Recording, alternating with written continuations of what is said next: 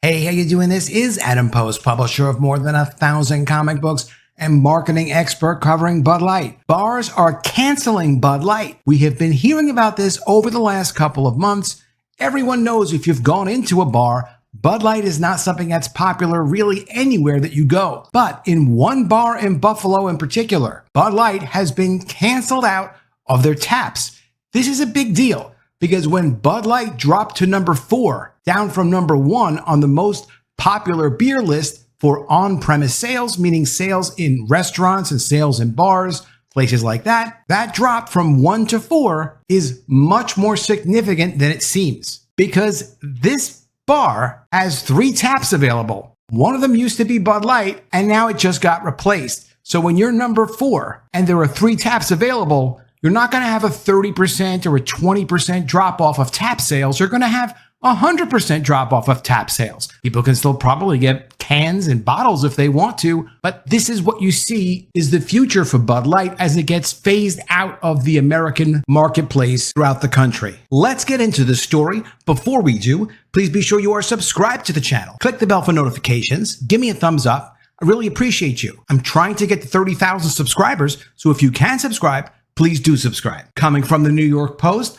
bar in Buffalo, New York, banishes Bud Light for good in viral video following Dylan Mulvaney fiasco. And this is just one bar, but it shows you when people don't request the beer, it doesn't matter if it's cheap, it doesn't matter if there's a discount or if it's free. Bars have to turn their inventory. They have to sell product to their customers. And if customers don't buy it, they're going to get replaced. This also plays directly into the shelf space warning Anson Frederick said so well, former president of Anheuser-Busch Distribution, when he said that Bud Light is running out of time and could lose market share forever. Brand will lose retail shelf space to Miller and Coors if they can't reverse their plunging sales. And that was back on June 3rd. Nothing was done to fix the problem with Bud Light, so now here we are. Bud Light has become so unpopular at a Buffalo, New York bar that it was completely removed as the Dylan Mulvaney fiasco continues to haunt the Anheuser-Busch brand. Daniel Keem, a YouTube personality and podcaster, posted video on social media showing his local bar doing away with the brand that has long held the title of the nation's most popular beer. Quote, "My local bar finally gave up and is removing Bud Light completely from the bar permanently," Keem wrote in the caption of a post he uploaded to Twitter, now X social media platform that we're all still going to call Twitter, obviously. In the video, a local bartender is seen removing the Bud Light handle from the beer tap and replacing it with a handle that bears the logo of Miller Lite. This is exactly what Anson Frederick said. He said, if Bud Light doesn't fix the problem, Miller and Coors are going to be taking over their retail shelf space. And look here on this Union Platform website. This is the results of on-premise sales at more than 1,100 bars and restaurants throughout the country. Bud Light has slipped to number 4 on-premise, down from number 1. And while they'll say here Bud Light's sharp declines are stabilizing, once they're not in the top 3 anymore, this is what happens. There is no spot for them. Miller Lite is a beer brand owned by Anheuser-Busch rival Molson Coors. Quote, "So Bud Light is so boycotted that it's being removed and replaced with Miller," Keem said in the clip. "It's being removed from my local bar. That's crazy." Here she is twisting it off and putting on the Miller Lite. They have 3 spots available and none of them belong to Bud Light anymore. So you can't reduce sales by 10% or 20% or even 50% when there is no tap. It's going to be 0% from tap. And how much work is it going to be to try to get that tap back? Do you think they'll ever get that tap back? Why would they? And the other issue for the bar is they just have to stock whatever sells. If this is what people are requesting, they need to have it. Otherwise, people are going to be requesting Miller Lite and they're not going to have a Miller Lite tap. Keem is then heard asking the bartender, "Really, nobody's ordering Bud Light anymore?" "No," replied the bartender. The viral clip has been viewed more than 8.5 million times as of Friday morning. It generated positive reactions on Twitter with one user commenting, "Good move." Quote, "Miller Lite is better anyway," another user wrote. Quote, "Go woke, go broke," another social media poster commented. Keem's video is anecdotal confirmation of sales figures that show consumers have been shunning Bud Light en masse since early April when Mulvaney, a transgender social media influencer, began promoting the beer on social media. Bud Light saw sales fall 26.1% for the week that ended July 15th, a steeper decline than the 23.6% drop of the 4th of July holiday. Of course, that's revenue drops.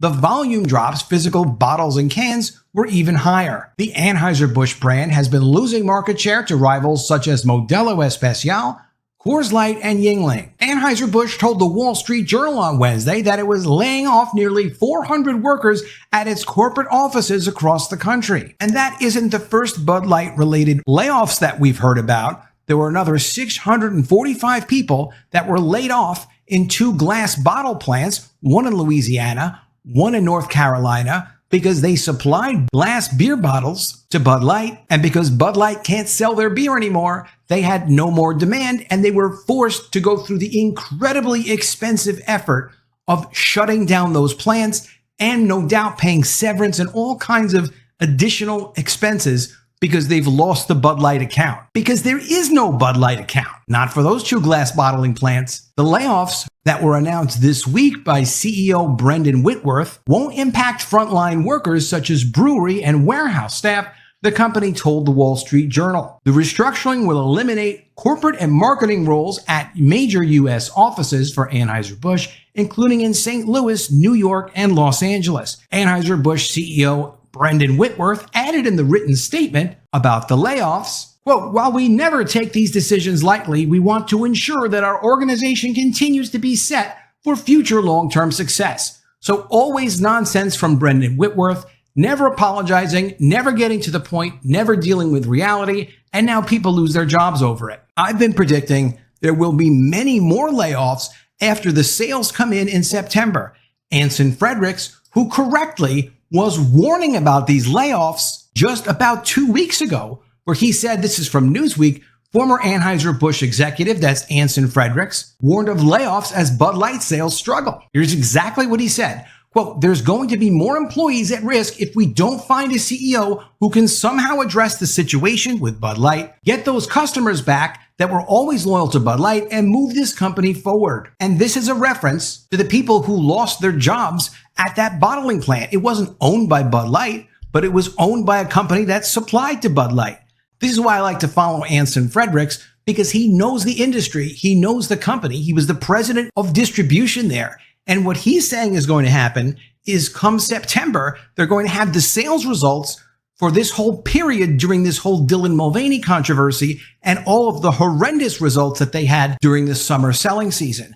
And what stores are going to do, exactly like this woman is doing, the bartender in Buffalo, they're going to cut back on and they're going to eliminate whatever hasn't been selling for them, and they're going to make more space for the things that have been selling for them. We'll start to hear reports about that, I'm sure, in September, maybe towards the middle or the end of September. But it's going to happen because you can see it happen right here on these on-premise sales. All of these retail outlets that are there to resell things, if they can't sell them, they can't stock them. Unfortunately, though, that's going to mean a lot more layoffs because they haven't even touched reducing their capacity to produce beer. If their sales were off 31% nationally, which it looks like they're off a lot more than that, because we have reports of them being off 60% in Florida, 90% in North and South Carolina, 50% in Staten Island, New York, 45% in Pennsylvania. I have no idea how it could possibly really be 30%. Those are the numbers that we're getting, and I trust Bump Williams. He's a good guy. He's given me a lot of information directly, but we're going to start to see the sales get cut back really aggressively. And when they do, of course, they're going to have to announce layoffs for the brewery. Where are they going to put the beer that they were making a year ago? They can't continue to make it. They can't just throw it all in a ditch forever. They have to scale back their operations to meet whatever the actual market demand is, which, if you look at whatever the volume used to be in that one bar, and it's such an excellent example, where one of their 3 main taps had Bud Light in it. Now it has none. Whatever their sales were, let's say they were double what Miller Lite used to be, because Bud Light used to be number 1. When you remove that tap, it goes down to 0. Sure, they'll sell some cans, they'll sell some bottles, but it's a dramatic drop to go from 1 to 4.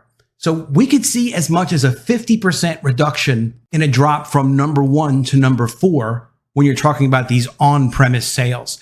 And the lack of availability for them to have it on tap means that as we all have gone to bars and we stand around and we look, we get less and less exposure to the brand. No one else is drinking the brand, and the brand starts to fade away into total obscurity. That's what's going to be happening in the future. Anson Fredericks did 2 great interviews on 2 different Fox shows very recently, and he was absolutely lighting into Brendan Whitworth. He wants Brendan Whitworth pulled out of Anheuser-Busch and replaced immediately. He has said that Brendan Whitworth should be fired. They should not have fired those other employees. It would have been much more productive for the company. I'll do an extensive video about that, talking about that in more detail when I have all the information on those 2 interviews. It will be coming soon. Let me know what you think of all this in the comments below. Do you agree that once they've dropped from number 1 on-premise to number 4 on-premise, that's going to be an absolute destructive, incredible drop in the volume and the sales for them? It's going to mean in some bars, they're not even going to exist on tap anymore. We already have the evidence of this one in Buffalo. Do you agree with that? Do you have any experiences with seeing that also happen already? Would love to know what you have to say. Let me know what you think in the comments below. Always love to see your ideas. Please be sure you are subscribed to the channel. Click the bell for notifications. Give me a thumbs up, and I'll see you again soon with another video. And if I don't see you, I will miss you.